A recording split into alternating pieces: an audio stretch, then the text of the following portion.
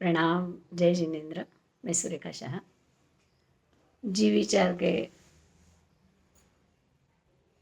अध्याय में हम आगे बढ़ रहे हैं। पंचेंद्रिय जीवों में नरक के जीव को देख रहे हैं। अब नरक के जीव जहाँ जहाँ उत्पन्न होते हैं वो नरकावास पूरी पृथ्वी में नहीं होते हैं, परंतु उसके प्रतर रहते हैं। खाली पृथ्वी का खंड, फिर एक प्रतर, खाली पृथ्वी का खंड, फिर एक प्रतर, ऐसी उसकी रचना होती है। एक प्रतर की मोटाई 3000 योजन होती है, यानी 12 गुना करो उसको, उतने किलोमीटर।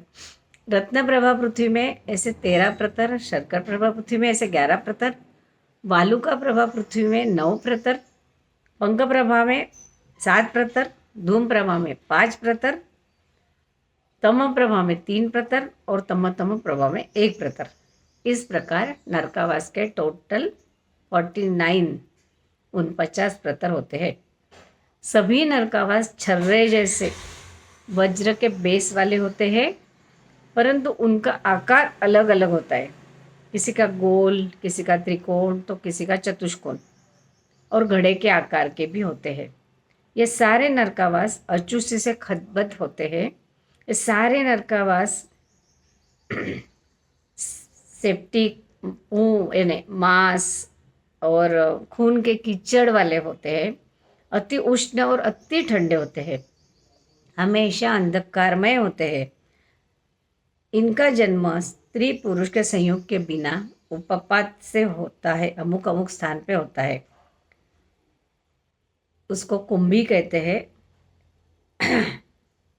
इनको भव स्वभाव से जन्म से ही अवधि ज्ञान, पर वो मिथ्या ज्ञान है, इसलिए उसको अवधि ज्ञान को विभंग ज्ञान कहते हैं। वो भी उनके महादुख का कारण होता है। इस ज्ञान द्वारा उनको बार बार चारों तरफ से पता चलता है कि ये दुखों का मेरा कारण है, अब मुझे ये दुख आने वाला है, ये जीव आएगा मुझे परेशान करेगा, अब ये आएगा मुझे परेशान करेगा, ऐसा करेंगे वैसा करेंगे मेरे साथ। इस प्रकार वो हर समय बहुत भयभीत रहते, कंपित रहते, भय से एकदम। परमाधामी के साथ साथ ये जीव भी परस्पर एक दूसरे को पीड़ा देते हैं। नरक जैसा भयंकर दुख अन्य किसी स्थान में नहीं होता है। हम क्या करते हैं तो इस स्थान में उत्पन्न होते हैं।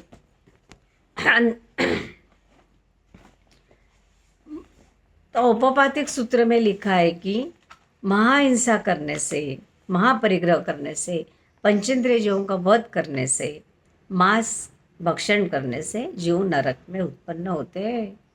बृहद संग्रहणे में भी लिखा है कि मिथ्या दृष्टि, महाआरंभी, महापरिग्रही, तीव्र क्रोधी, शीलहीन यानी दूषित चरित्र वाला, रौद्र परिणामी और पाप बुद्धि वाले जीव नरक का आयुष्य बांधते हैं। श्री श्राद्ध विधि प्रकरण में 4 द्वार कहे हैं।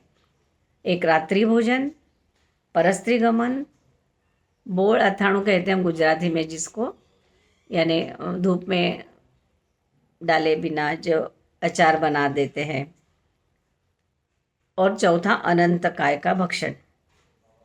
ये चारों भी नरक के द्वार रहते हैं।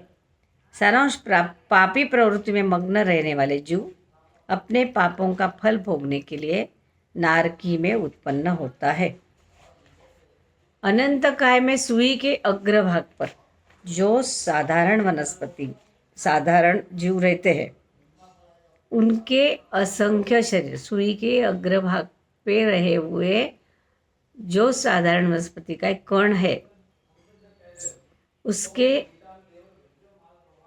असंख्य शरीर में से एक शरीर में अनंत जीव। सोचो तो वो असंख्य शरीर जो उस कण में है, उसमें अनंत जीव है। अब मोक्ष में गए हुए जीव जो है वो अनंत है।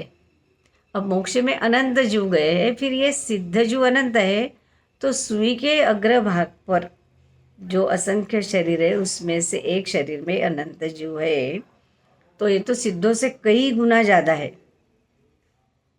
सही है ना? 1 करोड़ के सामने 5 जीव सिद्ध गए हैं, समझ लो। इतना अनंत में अनंत, ये अनंत अनंत है, और वहाँ जो अनंत सिद्ध है वो यहाँ 1 करोड़ जीव जो साधारण के हैं उसके मुकाबले 5 जीव सिद्ध गए हैं, ये समझ लो। सब जीव एक साइड रखो, जैसे अनंत भूत अनंता भविष्य ऐसे जीव रखते हैं मोक्ष में गए हुए, तो भी सुई के अग्रभाग पर ज़्यादा जीव होते हैं।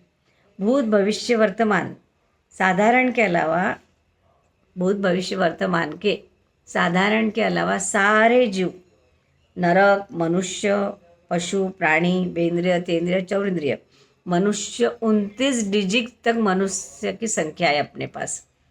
इतने से मनुष्य है, 29 डिजिट संख्या है मनुष्य की। ये संख्या था मनुष्य, स्थावर, सब प्रत्येक को ऐड करो, उनमें जितने जीव है वे सुई के अग्रभाग पर रहे हुए एक कण से